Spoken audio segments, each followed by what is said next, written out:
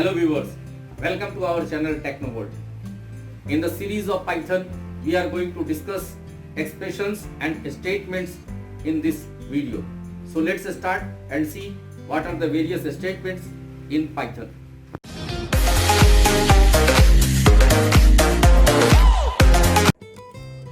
Hello viewers, welcome to our channel TechnoVolt.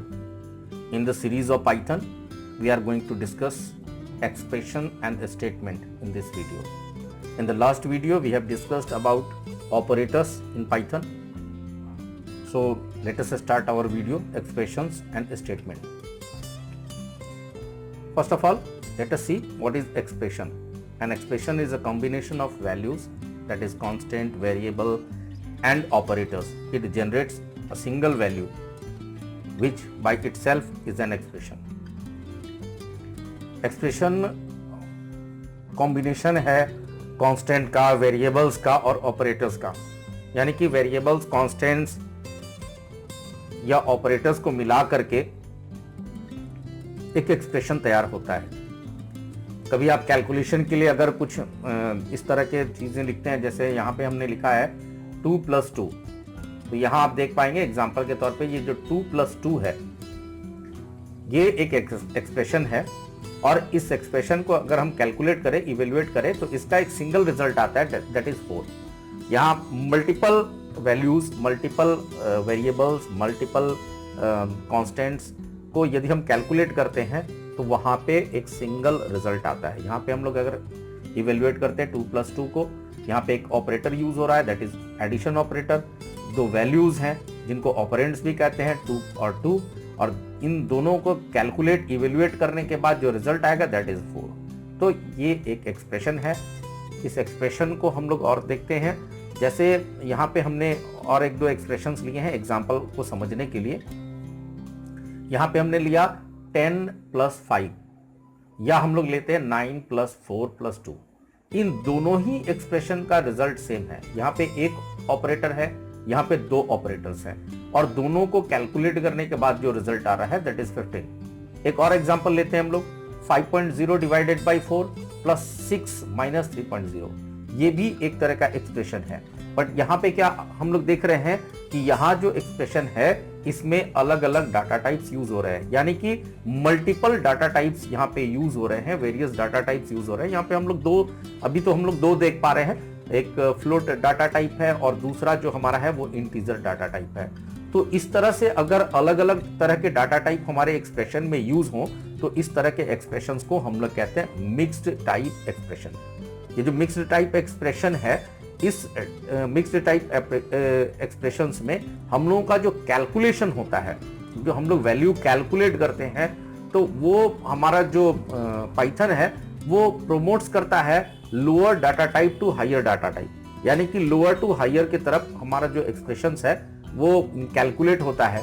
यहाँ पे हम देख पा रहे हैं कि हमारा जो कन्वर्जन है, ये जो डाटा टाइप का कन्वर्जन है, हमने कैलकुलेट किया फ्लोट को और इंटीजर को एक साथ और हमारा यहाँ पे रिजल्ट आया 4.25। तो यहाँ पे रिजल्ट जो है वो 4.25 है, यानी कि integer as well as float value को जो हम लोग कैलकुलेट कर रहे हैं, तो डाटा का कन्वर्जन ये ऑटोमेटिकली जो है पाइथन के द्वारा हो रहा है। तो जहां पे डाटा का automatically Python data type change कर लेता है, उसको हम लोग कहते हैं इम्प्लिसिट टाइप कास्टिंग। यानी कि इस इम्प्लिसिट टाइप कास्टिंग में हम लोगों को डाटा टाइप चेंज करने की जरूरत नहीं होती है, पाइथन के द्वारा ऑटोमेटिकली जो वैल्यूज जो आते हैं कैलकुलेशन के बाद उनका डाटा टाइप खुद ब खुद डिफाइन हो जाता है। यहाँ पे हम लोग देख पा रहे हैं इस केस में इसका जो डाटा टाइप है वो फ्लोट असाइन हो गया है और इसका रिजल्ट 4.25 रिजल्ट यहाँ पे हम लोगों को शो हो रहा है। इसके बाद हम लोग देखेंगे कि ये जो कैलकुलेशंस है, सपोज मिक्स्ड एक्सप्रेशंस हैं या एक्सप्रेशंस बहुत लंबे हो जाएं या एक्सप्रेशंस में और कुछ सब एक्सप्रेशंस जुड़ जाएं, मल्टीपल ऑपरेटर अगर यूज हो जाए, मल्टीपल ऑपरेशंस अगर होने लगे, तो हमारा जो ऑपरेशन है वो किस तरह से होगा। तो हमारा जो ऑपरेशंस है यानी हमारा जो कैलकुलेशंस है वो हायर प्रेसिडेंस ऑपरेटर के थ्रू वर्क करेगा, यानी कि higher precedence operator is worked on before lower precedence operator. जो ऑपरेटर्स हैं, हायर प्रेसिडेंस ऑपरेटर पहले कैलकुलेट होगा और लोअर प्रेसिडेंस जो है वो बाद में कैलकुलेट होगा। यहाँ पे हम लोग प्रेसिडेंस ऑपरेटर हम लोग अभी देखेंगे कि हायर टू लोअर कैसे प्रेसिडेंस ऑपरेटर डिफाइंड है पाइथन में। तो आइए हम लोग इसको देखते हैं। ये टेबल है जिसमें हमने डिफाइन किया हुआ है। जो ऊपर सबसे ऊपर आपको दिख रहा है दैट इज हायर प्रेसिडेंस, और जो सबसे नीचे दिख रहा है दैट इज लोअर प्रेसिडेंस। तो हाईएस्ट और लोएस्ट यहाँ पे आपको दिख रहा है। सबसे ऊपर जो एक्सपोनेंशियल है, यानी कि अगर कैलकुलेशन में इन ऑपरेटर्स के का यूज होता है तो सबसे पहले जो हमारा एक्सपोनेंशियल है वो इवेल्युएट होगा, फिर unary plus and minus evaluate होगा, फिर मल्टीप्लिकेशन, डिवीजन, मॉडुलस और फ्लोर डिवीजन यूज होगा। उसके बाद एडिशन एंड सब्ट्रैक्शन होगा, फिर कंपैरिजन ऑपरेटर्स होगा, फिर इक्वालिटी ऑपरेटर्स होगा, असाइनमेंट ऑपरेटर्स होगा, लॉजिकल ऑपरेटर होगा। तो सबसे लास्ट में जो लॉजिकल है, नॉट एंड और यहाँ पे दिखाया हमने, तो ये कैलकुलेट होगा। तो पाइथन का जो है वो एक लिस्ट है और प्रेसिडेंस लिस्ट है ऑपरेटर्स का। तो उस लिस्ट के अनुसार वो कैलकुलेट करता है higher precedence to lower precedence. तो हायर में हम लोगों ने देखा, सबसे हाईएस्ट में हम लोगों ने देखा एक्सपोनेंशियल, और यहाँ पे इस टेबल में सबसे लोएस्ट में हमने देखा लॉजिकल ऑपरेटर्स। तो इस तरह से कितना भी बड़ा एक्सप्रेशन हो जाए तो कैलकुलेशन के तौर पे ये जो रूल है इसको फॉलो करके उसका रिजल्ट आ जाता है। अब हम लोग देखेंगे एक्सप्रेशन जो है वो expression can be combined together to form large expression, but no matter how big the expression is, it always evaluate into a single value. जैसे मैंने अभी आपको बताया कि एक्सप्रेशन हमारा कितना भी बड़ा क्यों ना हो जाए, बट उसका रिजल्ट जो है वो सिंगल वैल्यू होगा। वो मल्टीपल एक्सप्रेशंस हो सकते हैं, नेस्टेड हो सकते हैं, सब एक्सप्रेशंस यूज हो सकते हैं, बट रिजल्ट के टाइम में उनका एक सिंगल रिजल्ट होगा। अब बात आती है पाइथन के स्टेटमेंट की। स्टेटमेंट किसको कहते हैं पाइथन में? A Python statement is a unit of code that the Python interpreter can execute. हमारे कोड का एक यूनिट, यानी कि हमारा लाइन ऑफ कोड जिसको हम लोग कहते हैं, कोड का एक लाइन जिसको पाइथन इंटरप्रेटर एग्जीक्यूट कर सकता है, उसको हम लोग स्टेटमेंट कहते हैं। जैसे यहाँ पे कुछ एग्जांपल्स हैं, हम लोग यहाँ पे देख पाएंगे x = 5, ये एक एक्सप्रेशन है जहाँ पे हमारा जो पाइथन है वो इसको एग्जीक्यूट कर सकता है। दूसरा एक स्टेटमेंट है एरिया = x²। तो यहाँ पे असाइनमेंट स्टेटमेंट है, ये असाइन कर रहे हैं हम लोग वैल्यू। एरिया को हम लोगों ने वैल्यू, हमने x को पहले असाइन किया वैल्यू 5, और एरिया को हम लोग असाइन कर रहे हैं x² यानी कि 25। अब यदि हम लोग प्रिंट करते हैं तो यहाँ प्रिंट स्टेटमेंट है, ये एग्जीक्यूट करेगा तो हमारा x का वैल्यू प्रिंट करेगा जो कि 5 है। अगर हम दोबारा से प्रिंट स्टेटमेंट यूज करते हैं एरिया के साथ में तो ये एग्जीक्यूट होगा, तो हमारा एरिया यानी कि जो एरिया का वैल्यू 25 है वो प्रिंट करेगा। अगेन हम एक और प्रिंट स्टेटमेंट एग्जीक्यूट करा रहे हैं जहां पे हम लोग दो वेरिएबल एक साथ प्रिंट करा रहे हैं, x और एरिया। तो x की वैल्यू है 5 और एरिया की वैल्यू है 25, ये दोनों वहां पे शो होगा। एक्सप्रेशन और स्टेटमेंट में हम लोग देखेंगे कंपाउंड स्टेटमेंट के बारे में, यानी कि अगर हम लोग स्टेटमेंट के अंदर कोई स्टेटमेंट लिखते हैं या मल्टीपल स्टेटमेंट्स लिखते हैं, तो अगर हम लोग स्टेटमेंट के अंदर स्टेटमेंट लिखते हैं जिसको हम लोग नेस्टेड स्टेटमेंट भी कहते हैं, नेस्टेड ब्लॉक भी कहते हैं, और साथ ही साथ हम लोग उसमें जो ग्रुप ऑफ स्टेटमेंट लिखते हैं उसको हम लोग कंपाउंड स्टेटमेंट कहते हैं। अब यहाँ पे हम लोग एग्जांपल के तौर पे देख पाएंगे, हमने लिखा है if i is less than 0। यहाँ पे एक कंडीशन लगा रहे हैं हम लोग, i की वैल्यू यदि 0 से कम है तो यहाँ जो हमारा प्रोग्राम का कंट्रोल है वो इसके नेस्टिंग, यानी कि इसके अंदर जो प्रिंट i इज नेगेटिव, यहाँ पे i के अंदर का जो पार्ट है जिसको हम लोग नेस्टेड स्टेटमेंट कहते हैं, नेस्टेड ब्लॉक कहते हैं, ये नेस्टेड ब्लॉक यानी कि i के अंदर का ब्लॉक है ये।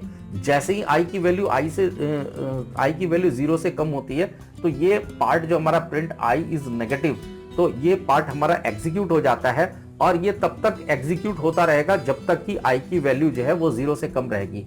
एल्स यदि i की वैल्यू 0 से कम नहीं हुई तो वो प्रिंट करेगा i इज नॉन नेगेटिव। तो यहाँ पे हम लोग देख रहे हैं कि यहाँ पे नेस्टिंग हो रहा है, ये जो स्टेटमेंट है ये नेस्टेड स्टेटमेंट है, नेस्टेड ब्लॉक के रूप में यहाँ पे एग्जीक्यूट हो रहा है। अब नेस्टिंग की पहचान है कि ये जो नेस्टेड स्टेटमेंट होता है ये हमेशा इंडेंटेड होता है, और जनरली 4 स्पेसेस के साथ ये इंडेंटेड होता है। आप जो देख पा रहे हैं if i is less than 0, इसके बाद जो प्रिंट i इज नेगेटिव ये इंडेंटेड है, यानी कि यहाँ पे आप शुरू में व्हाइट स्पेसेस ऐड किया हुआ देख रहे हैं। ये जो टेक्स्ट है ये राइट की तरफ शिफ्ट किया हुआ है, यानी कि ये जो टेक्स्ट, इसको हम लोग इंडेंटेड टेक्स्ट कहते हैं। और इंडेंटेशन के जरिए हम लोग इसको लिखते हैं ताकि हम लोगों को आइडेंटिफाई करने में भी आसानी हो कि हमारा जो ब्लॉक है, हमारा जो स्टेटमेंट है वो उसके अंदर का पार्ट है। और ये जो स्टेटमेंट है, जो नेस्टेड पार्ट है, नेस्टेड ब्लॉक है, इसी को हम लोग कंपाउंड स्टेटमेंट भी कहते हैं। वेरियस स्टेटमेंट हो सकते हैं इसके अंदर। सपोज हमने प्रिंट आई इज नेगेटिव के साथ और 2 स्टेटमेंट भी लगा लिए, तो वो स्टेटमेंट एग्जीक्यूट करेगा 1 बाय 1। जैसे ही आई के अंदर जाएगा, इस कोड के अंदर जाएगा, आई की वैल्यू जैसे ही 0 होगी, 0 से कम होगी, तो ये पार्ट जब एग्जीक्यूट होना स्टार्ट करेगा तो वहां पे जितने भी स्टेटमेंट है वो सारे के सारे एग्जीक्यूट होंगे, तभी इस पार्ट से बाहर आएगा। तो इस तरह के स्टेटमेंट को हम लोग कहते हैं कंपाउंड स्टेटमेंट। अब यहाँ पे हम लोग देखेंगे कि जो स्टेटमेंट है हमारा, वो स्टेटमेंट हम लोग सिंगल फिजिकल लाइन, एक स्टेटमेंट एक लाइन में हम लोग लिखते हैं। बट ऐसा नहीं है कि हम लोग मल्टीपल लाइंस नहीं लिख सकते हैं। जनरल प्रैक्टिस हमारा है कि हम लोग एक लाइन में एक स्टेटमेंट लिखते हैं। अगर हमको एक से ज्यादा स्टेटमेंट उसी लाइन पे लिख रहे हैं तो हमको उसको सेमी कॉलन से सेपरेट कर लेना है। यानी कि 2 या 2 से अधिक स्टेटमेंट को यदि हम लोग सिंगल लाइन में लिखना चाहते हैं तो हम आराम से लिख सकते हैं। बट क्या है कि दोनों स्टेटमेंट को हम लोगों को सेमी कॉलन से सेपरेट कर लेना है, ताकि कंप्यूटर को पता चले, पाइथन को पता चले कि ये दोनों अलग अलग स्टेटमेंट है। यहाँ पे कुछ हम लोग कमेंट भी यूज करते हैं। कमेंट क्या होते हैं? नॉन एग्जीक्यूटेड लाइन होते हैं, यानी कि वो पार्ट एग्जीक्यूट नहीं होता है। तो ये जो कमेंट है, इसकी पहचान क्या है कि ये हमेशा हैश के साइन के साथ स्टार्ट होगा। यहाँ पे हम लोग देख पा रहे हैं, ये जो हैश का साइन है, इस साइन के साथ ये स्टार्ट होगा, कमेंट की स्टार्टिंग होगी। और ये लाइन जो है वो हैश के साथ लिखा जाने वाला स्ट्रिंग लाइन है, जो कि कोटेड रहेगा आउटसाइड, उसका जो कोटिंग क्या रहेगा, यानी कोटेशंस में बंद होगा। और ये लाइन जो है ये नॉन एग्जीक्यूटेबल लाइन होता है, एग्जीक्यूट नहीं होता है, केवल रिमार्क्स लिखने के लिए काम में आता है। अगर हमारा स्टेटमेंट लॉन्ग स्टेटमेंट हम लोग यूज कर रहे हैं, सपोज बहुत ज्यादा लंबा लाइन है हमारे स्टेटमेंट का और मल्टीपल फिजिकल लाइन यूज हो रहा है एक ही स्टेटमेंट को लिखने के लिए, तो उस केसेस में हम लोग फ्रंट स्लैश का इस्तेमाल करते हैं। यहाँ पे हम लोग जो स्लैश देख पा रहे हैं, ये फ्रंट स्लैश, इसका इस्तेमाल हम लोग करते हैं उस लाइन को आपस में। यहाँ पे देखिए ये फ्रंट स्लैश है, तो ये हम लोगों का जो लाइन है, जहाँ पे लाइन एंड हो रहा है, फिजिकली जहाँ पे एंड हो रहा है, बट स्टेटमेंट एंड नहीं हो रहा है, लाइन एंड हो रहा है, तो उनको जोड़ने के लिए हम लोग स्लैश का इस्तेमाल कर सकते हैं। और उस तरह से हम लोग फिजिकल लाइंस को आपस में ज्वाइन कर सकते हैं। भले ही हमारा स्टेटमेंट अलग ना हुआ, स्टेटमेंट एंड ना हुआ हो, बट लाइंस जहाँ पे सेपरेट हो रहे हैं वहां पे हम लोग इस तरह के स्लैश का इस्तेमाल करके उन लाइंस को लॉजिकली ज्वाइन कर सकते हैं। बट यदि उन एक्सप्रेशंस में हमारा ब्रेसेस यूज हो रहा है, तीनों में से कोई भी, पैरेंथेसिस है या कैपिटल ब्रेसेस है, कर्ली ब्रेसेस है, तो वहां पे हम लोगों को ये सिंबल यूज करने की जरूरत नहीं है। स्टेटमेंट यदि हम लोग इंटरैक्टिव मोड में यूज कर रहे हैं, सपोज मान लीजिए कि जो ब्लॉक स्टेटमेंट हम लोग कंपाउंड स्टेटमेंट यूज कर रहे हैं और वो स्टेटमेंट हमारा जो है हम लोग इंटरैक्टिव मोड वाले स्क्रीन में लिख रहे हैं, पाइथन शेल में लिख रहे हैं, और अगर हम लोग एक स्पेस एक्स्ट्रा लगा देते हैं, स्पेस नहीं सॉरी, एक लाइन अगर हम लोग एक्स्ट्रा क्रिएट कर लेते हैं, यानी कि अगर एक एक्स्ट्रा एंटर की प्रेस कर देते हैं, तो वहां जो हमारा ब्लॉक है, जो हम लोग का इंडेंटेड ब्लॉक है, उसका वहां पे एंड माना जाता है। जैसे मान लीजिए कि हम 2 लाइन 3 लाइन स्टेटमेंट का लिख रहे हैं, बट उसके बाद यदि हम एक्स्ट्रा एक एंटर की प्रेस कर देते हैं, एक्स्ट्रा ब्लैंक लाइन ऐड कर देते हैं, तो वहीं से हमारा कंपाउंड स्टेटमेंट का एंड माना जाता है। कंप्यूटर समझ जाता है कि ये कंपाउंड स्टेटमेंट यहाँ पे एंड हो गया। इंडेंटेशन जो है वो बताता है, जो हमारा इंडेंटेशन है उससे पता चलता है कि किस स्टेटमेंट के अंदर कौन सा स्टेटमेंट है, कौन सा स्टेटमेंट नेस्टिंग करके लिखा हुआ है। इंडेंटेशन करके हम लोग उसको क्लियर कर सकते हैं। हमारे लिए बहुत कन्वीनियंट होता है, हम लोग उसको आसानी से प्रोग्राम कोड को समझ सकते हैं अगर इंडेंट करके लिखते हैं। इंडेंटेशन के लिए जनरली हम लोग 4 स्पेसेस लगाते हैं। उस स्पेसेस से हम लोगों का क्लैरिफाई हो जाता है कि हमारा जो नेस्टेड स्टेटमेंट है, नेस्टेड कोड है, वो कहां से कहां तक है और किसके अंदर नेस्टिंग किया हुआ है। व्हाइट स्पेस जो है वो जब ऐड करते हैं हमारे स्टेटमेंट के आगे, तो उसी को हम लोग इंडेंटेशन कहते हैं। यहाँ पे हम लोग देखने वाले हैं इनपुट और आउटपुट स्टेटमेंट। जो इनपुट स्टेटमेंट है या आउटपुट स्टेटमेंट है, तो यहाँ पे हम लोग पाइथन में देख पा रहे हैं कि रॉ इनपुट या इनपुट फंक्शन अवेलेबल हैं इनपुट करने के लिए। यहाँ पे हम लोगों ने एक एग्जांपल लिया हुआ है रॉ इनपुट का। यहाँ पे रॉ इनपुट फंक्शन यूज कर रहे हैं। उस रॉ इनपुट फंक्शन के थ्रू हम लोग कैसे इनपुट करा पाएंगे, यहाँ पे देख पा रहे हैं रॉ इनपुट फंक्शन है। अब इसका सिंटैक्स कैसा है लिखने का, रॉ इनपुट फंक्शन का सिंटैक्स कैसे लिख सकते हैं, तो यहाँ पे हम लोग लिखते हैं रॉ इनपुट, उसके बाद पैरेंथेसिस स्टार्ट करते हैं और उसके अंदर हमको जो टेक्स्ट लिखना है, suppose enter your name, enter your values, enter your roll number, ऐसा प्रॉम्प्ट हम लोग यहाँ पे लिख सकते हैं। ये ऑप्शनल है, यदि हम लोग मैसेज यूजर को देना चाहते हैं तो हम लोग लिखते हैं, अगर हम लोग मैसेज नहीं देना चाहते हैं तो हम लोग डायरेक्टली उसको पैरेंथेसिस ओपन करके और वहां पे क्लोज करा सकते हैं। तो यहाँ पे प्रॉम्प्ट जो है ये स्क्रीन पर यूजर को दिखेगा और यूजर जो डाटा वहां पे टाइप करेगा वो एक्सेप्ट करेगा उस वेरिएबल के लिए, और जो वेरिएबल है उसके उसमें वो वैल्यू असाइन कर देगा। अब इसका एग्जांपल हम लोग थोड़ा सा देख लेते हैं, इंटरैक्टिव मोड में हम लोग कैसे लिखते हैं। तो यहाँ पे हमने लिखा हुआ x is equal to raw input enter your name, यानी कि हम लोग स्क्रीन पर अगर लिख रहे हैं कि रॉ इनपुट करा रहे हैं अगर, तो एंटर योर नेम हम लोग यहाँ पे एक मैसेज प्रिंट करा रहे हैं यूजर को। रॉ इनपुट यानी कि जो वैल्यू यूजर के लिए एक तो मैसेज प्रिंट होगा। यहाँ पे हम लोग जो स्टेटमेंट है इसको अच्छे से समझ लेते हैं। पहला हम लोगों ने एक वेरिएबल लिया है x के नाम का, और x के नाम का जो वेरिएबल है उसके अंदर हम लोग डाटा इनपुट कराने वाले हैं। कौन सा डाटा इनपुट कराएंगे, उसके लिए हम लोगों ने यहाँ पे मैसेज क्रिएट किया हुआ है enter your name. Enter your name जैसे ही फ्लैश होगा यूजर वहां पे कोई डाटा इनपुट करेगा और जो डाटा यूजर इनपुट करेगा वही डाटा x को असाइन हो जाएगा, यानी कि x की वैल्यू क्या हो जाएगी, जो यूजर वहां पे वैल्यू इनपुट करेगा वही वैल्यू x की वैल्यू हो जाएगी। यहाँ पे हमने एग्जांपल में दिया है ABC, अगर हम लोग ABC यहाँ पे असाइन करते हैं, सपोज यहाँ पे मैसेज फ्लैश होगा एंटर योर नेम, यूजर वहां पे इनपुट कर देता है ABC, तो x की वैल्यू, ये जो ABC है ये वैल्यू चली गई x के अंदर, हमने x में इसकी वैल्यू असाइन की है। जो भी यूजर इनपुट करेगा उसकी वैल्यू x के अंदर असाइन हो जाएगी, तो x की वैल्यू क्या हो जाएगी, ABC। तो इस तरह से करके हम लोग इनपुट ले सकते हैं डाटा और किसी वेरिएबल में असाइन कर सकते हैं। एक और एग्जांपल हम लोग यहाँ पे देखते हैं, यहाँ पे y equals to int raw input enter your roll number. जो भी यहाँ पे रोल नंबर इनपुट होगा उसकी इंटीजर वैल्यू जो है वो y में असाइन हो जाएगी। सपोज अगर फ्लोट वैल्यू भी कोई स्टूडेंट इंटर कर देता है तो उसकी वैल्यू जो है वो इंटीजर वैल्यू y के अंदर असाइन होगी। अब यहाँ पे स्टूडेंट को फ्लैश करेगा एंटर योर रोल नंबर और वो वहां पे इनपुट करता है सपोज 5, तो जैसे ही वो 5.0 या कोई और भी वैल्यू डालता है तो वो उसका जो इंटीजर पार्ट है वो इंटीजर पार्ट वहां पे y के अंदर असाइन हो जाएगा। इनपुट स्टेटमेंट हम लोग देख पा रहे हैं। इनपुट स्टेटमेंट जो है वो तो पहले से हम लोगों ने पढ़ के रखा है। तो पाइथन में इनपुट स्टेटमेंट जो है वो बहुत ज़्यादा पॉपुलर नहीं है।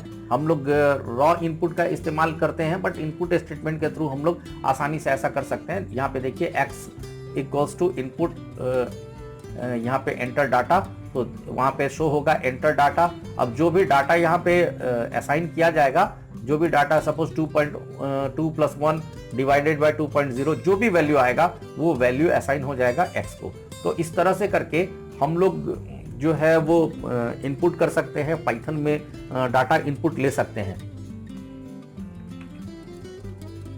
कमेंट्स, जैसा मैंने पहले बताया कि कमेंट्स क्या होते हैं, जो भी हम लोगों को प्रोग्राम्स में कमेंट लगाने, रिमार्क्स लगाने हैं, जो नॉन एग्जीक्यूटेबल स्टेटमेंट्स लगाने हैं, उन स्टेटमेंट्स को हम लोग आसानी से लगा सकते हैं। जैसे हम लोग पहले भी C वगैरह में भी हम लोग लगाते थे, डबल स्लैश के थ्रू लगाते थे या स्टार के थ्रू लगाते थे। तो उन्हीं कमेंट्स को हम लोगों को यहाँ पे लगाने के लिए केवल एक सिंपल सा हम लोगों को हैश का सिंबल लगा लेना है। यहाँ पे देखिए hash calculating area of square, यहाँ पे कुछ भी नहीं करना है। ये जो हैश लगा देने के बाद क्या हुआ, नॉन एग्जीक्यूटेबल स्टेटमेंट हो गया।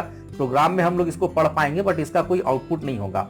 अब इसके बाद हम लोग कैलकुलेट करते हैं, जैसे हम लोग प्रोग्राम में जाएंगे तो हम लोग इसको पढ़ सकते हैं कि ये जो लाइन है ये कमेंट के तौर पे लगा है, और इसको अलग से कोई एंड करने की जरूरत नहीं होती। जैसे ही हम लोग लाइन एंड करते हैं, जैसे ही हम लोग एंटर करके दूसरे लाइन पे आते हैं तो वहां पे कमेंट जो है वो ऑटोमेटिकली उस लाइन पे एंड हो जाता है, हमको अलग से एंड करने की जरूरत नहीं पड़ती। यहाँ पे मल्टीपल लाइन अगर कमेंट में करना है तो हम लोग कैसे करेंगे? तो सबसे पहले है place hash in front of each line. हमको हर एक लाइन पे हैश का सिंबल लगाना होगा। ऐसा नहीं कि हम लोग जैसे C++ में या सी में करते थे। हम लोग सी में क्या होता था, स्लैश स्टार लगा देते थे शुरू में, और जहाँ स्टार स्लैश बंद करते थे वहाँ तक पूरा कमेंट ले लेता था। बट यहाँ पे क्या है, आपको हर एक लाइन पे लगाना है हैश का सिंबल।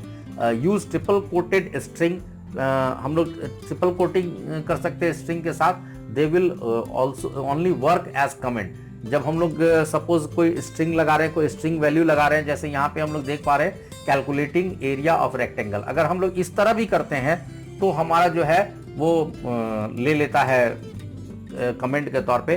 तो हम लोग ट्रिपल कोटिंग करके भी कमेंट असाइन कर सकते हैं, कमेंट की वैल्यू दे सकते हैं। तो जहां से जहां तक हम लोग इस तरह मार्किंग करेंगे वो पूरा एरिया जो है वो हम लोगों को एक बार स्टार्ट करना पड़ेगा और फिर एक बार एंड करना पड़ेगा। तो यहाँ पे हम लोग करेंगे अगर, तो कमेंट इस तौर पे हम लोग लगा सकते हैं। तो आशा करता हूँ कि ये एक्सप्रेशन और स्टेटमेंट्स आपको समझ में आए होंगे, और यदि आपको ये वीडियो अच्छा लगा तो प्लीज़ आप इसे लाइक करें। जिन लोगों ने अभी तक सब्सक्राइब नहीं किया तो सब्सक्राइब करें। बहुत जल्द ही हम लोग प्रोग्रामिंग सेक्शन में पहुंचने वाले हैं। कुछ जो टर्मिनोलॉजीज़ हैं ये आपको एक बार रिकॉल कराना ज़रूरी है, क्योंकि इनको फिर हम लोग आगे इनको पढ़ने का मौका नहीं मिल पाएगा जब प्रोग्रामिंग स्टार्ट कर लेंगे। इसलिए ये सारे जो टॉपिक्स अभी क्लियर किए जा रहे हैं वो जस्ट एक रिवीजन है। आप में से बहुत सारे लोग इसको जानते हैं और समझते हैं, बट एक रिवीजन है ताकि हम लोगों को आगे ये जो टॉपिक्स है ये परेशान ना कर सकें। तो बहुत जल्द ही हम लोगों का प्रोग्रामिंग सेक्शन स्टार्ट हो जाएगा। हम लोग पाइथन में प्रोग्रामिंग स्टार्ट करेंगे। तो जिन लोगों ने अभी तक सब्सक्राइब नहीं किया है उनको बताइए, उनको सब्सक्राइब कराइए, ताकि वो आसानी से प्रोग्रामिंग सीख सके। So thank you for watching the video.